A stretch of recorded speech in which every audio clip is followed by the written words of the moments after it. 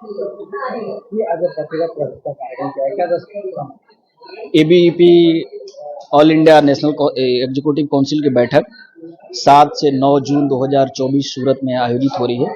इस बैठक में सामान्य तौर पे हम एबीवीपी के गत वर्ष की समीक्षा और आगामी समय की योजना के ऊपर में काम करते हैं।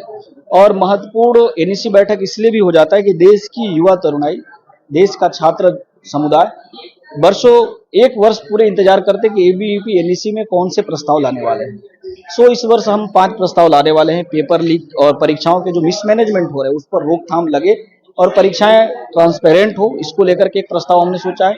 आधारभूत संरचना के ऊपर हम बात करने वाले हैं। एनईपी का अक्षरशः पालन हो उसके बारे में हम बात करने वाले हैं।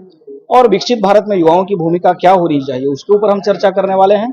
और जो नई नवेली पुनर्निर्वाचित देश की सरकार है उससे भी भारत के जनमानस की जो अपेक्षाएं हैं हम उसको ध्यान में रखते हुए 5 प्रस्ताव इस एनईसी बैठक के अंदर में लाएंगे और उसको पारित करेंगे। और उस दिशा में आगामी समय में एबीवीपी और युवाओं की क्या दिशा होगी, हम आगामी समय में क्या अभियान लेने वाले इसी बैठक के अंदर में हम तय करते निर्धारित करेंगे।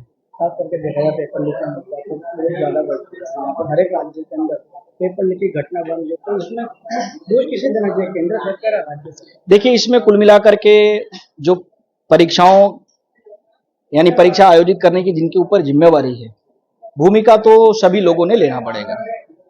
लोकतंत्र मतलब यही है कि कोई भी व्यक्ति यदि दुखित है तो राजा का कर्तव्य है कि उसके आंसू पूछने चाहिए।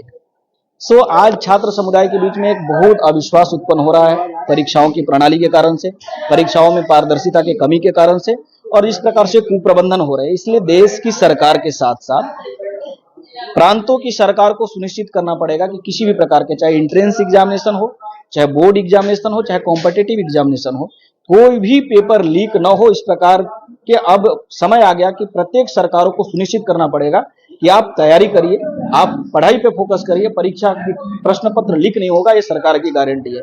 मुझे लगता है कि सरकारों को गारंटी लेनी होगी कि परीक्षाएं कदाचार मुक्त और पेपर लीक की घटनाओं से मुक्त परीक्षा इस देश के अंदर में होनी चाहिए ताकि फ्रीली स्टूडेंट अपनी तैयारी कर सकते हैं।